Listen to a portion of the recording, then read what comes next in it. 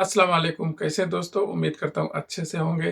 तो वेलकम है मेरे एक न्यू वीडियो में। दोस्तों, अगर आप मान लो सऊदी अरब आ रहे हैं या किसी भी गल्फ़ कंट्री जा रहे हैं, अपना देश, अपना फैमिली, अपने बच्चों को छोड़कर जैसे आप जा रहे हैं कमाने के लिए किसी भी देश में, तो और अच्छा खासा पैसा लगाकर खर्चा कर कर आप आए हो किसी भी देश में, सऊदी अरब, बहरीन, कतर, दुबई, कहीं भी गल्फ़ कंट्री में ज़्यादा लोग जाते हैं। जो मिडिल क्लास के लोग रहते हैं वो गल्फ़ कंट्री में ही जाते हैं ज़्यादा काम करने के लिए, क्योंकि उनका 1 डेढ़ लाख रुपए में काम हो जाता है।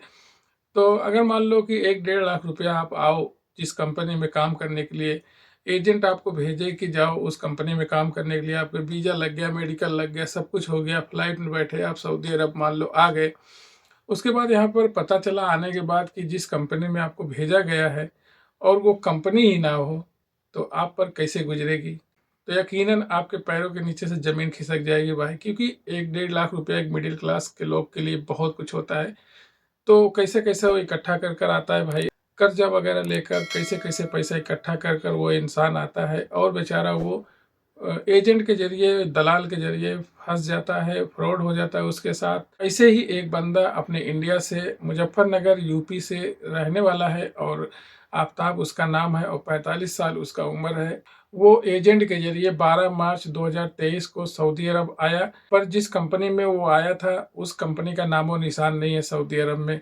तो आप सोचो कि कितना बड़ा फ्रॉड हुआ है उसके साथ। इसके लिए आप लोग से रिक्वेस्ट करता हूँ कि जो भी भाई सऊदी अरब आना चाहता है, कंपनी में ख़ास करके कंपनी के काम में आना चाहता है, तो वो बहुत ही सोच समझ कर आएँ। इस समय फ्रॉड का केस बहुत ज़्यादा चल रहा है। दलाल हर जगह घूम रहे हैं, आप उनके लपेट में आ जाओगे, आप अच्छा खासा पैसा उनको दे बैठोगे और यहाँ आने के बाद फिर आप जो है परेशान हो जाओगे। अगर मान लो सऊदी अरब में आपका कोई हेल्प करने वाला हो, तो ठीक है, चलो कोई बात नहीं। अगर सऊदी अरब में कोई आपका हेल्प करने वाला नहीं है भाई, तो बहुत ज़्यादा परेशान हो जाओगे यहाँ पर।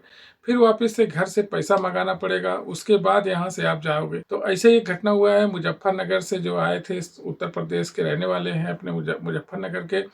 वो आए हैं 12 मार्च को सऊदी अरब में, पर जिस कंपनी में वो आए थे, जहाँ एजेंट ने जिस कंपनी में उनको भेजा था काम करने के लिए, वो कंपनी ही नहीं सऊदी अरब में। अब वो बेचारे यहाँ पर आकर फंसे हुए हैं। 8 महीना हो गया है और वो बंदा बहुत ज़्यादा परेशान है। हालांकि मदद के लिए इंडियन एम्बेसी भी गए आफताब, पर वहाँ से भी कोई उनकी मदद नहीं हो सकी। फिर एक वीडियो के जरिए उनके परिवार वालों ने जाकर पुलिस चौकी में रिपोर्ट किया। फिर एक वीडियो के जरिए से मालूम पड़ा कि उनका वीज़ा और पासपोर्ट दोनों रख लिया गया है, उनको नहीं दिया जा रहा है। कहीं से उनकी हेल्प ना हो सकी तो आफताब की बीवी, जो उनका नाम सईदा बानो, उन्होंने जाकर मंगलवार के दिन एसडीओ से मुलाकात की और एसडीओ ने, जो मुजफ्फरनगर के एसडीओ हैं, उन्होंने आश्वासन दिया है कि हम भाई उनको कोशिश करेंगे कितनी भी जल्दी हो सके वहाँ से बुला सके। जब पूरी घटना मालूम पड़ा एसडीओ को, तो एसडीओ ने आश्वासन दिया, भरोसा दिया है कि उनको हम सऊदी अरब से बुलाने की हर कोशिश करेंगे। जैसा कि मैं पहले बता चुका हूं कि आफताब हुसैन सऊदी अरब 12 मार्च को आए थे और ये मुजफ्फरनगर के रहने वाले हैं, उत्तर प्रदेश मुजफ्फरनगर के रहने वाले हैं। और ये 1.5 लाख रुपए लगा कर आए थे भाई, और ये दलाल के जरिए बहुत बुरा फंसे हैं। और इनको जिस कंपनी में भेजा गया था, उस नाम का कंपनी सऊदी अरब में कहीं है ही नहीं। आप लोग दुआ करें कि आफताब हुसैन अपने घर सुरक्षित अच्छे से पहुंच जाए, अपने परिवार में पहुंच जाए, क्योंकि 8 महीने से बहुत ज़्यादा परेशान है। इसी तरह एक और बंदा है जो औराई डिस्ट्रिक्ट से रहने वाला है और वो जगोलिया गांव का रहने वाला है। वो बंदा, उसका नाम भी आफ्ताब शेख है और उनके पिता का नाम हारून शेख है। वो भी आकर सऊदी अरब में फंसे हुए हैं और 8 महीने से वो भी दर दर की ठोकरें खा रहा है और वो रियाद में रह रहा है, वहाँ पर नौकरी कर रहा था। वो कंपनी आफ्ताब शेख को इकरारनामा नहीं दे रहा है, इस वजह से वो घर वापस नहीं जा पा रहे हैं। हालांकि वो इंडियन एम्बेसी भी गए, पर इंडियन एम्बेसी में इकरारनामा ना जमा होने पर उनका पासपोर्ट भी नहीं बन पा रहा है, तो वो भी बहुत ज़्यादा परेशान है। अभी भी भाई अपने इंडिया में बहुत सारे एजेंट हैं, फ्रॉड एजेंट हैं, फ्रॉड दलाल हैं, बहुत सारे दलाल घूम रहे हैं। तो आप लोग इन दलालों से ज़रूर बच के रहिए, इन एजेंटों से ज़रूर बच के रहिए, नहीं तो आपको इसी तरह फंसा देंगे। आपका पैसा ले लेंगे, फिर पैसा वापस नहीं देंगे और आप यहाँ एक अनजान देश में आकर आप बहुत ज़्यादा परेशान होंगे। तो कहना ये चाहता हूँ कि आप जब वहाँ पर वीज़ा आपका लगे, तो सबसे पहले आप वीज़ा चेक करें, फिर जो कॉन्ट्रैक्ट बनता है वो कॉन्ट्रैक्ट चेक चेक करें।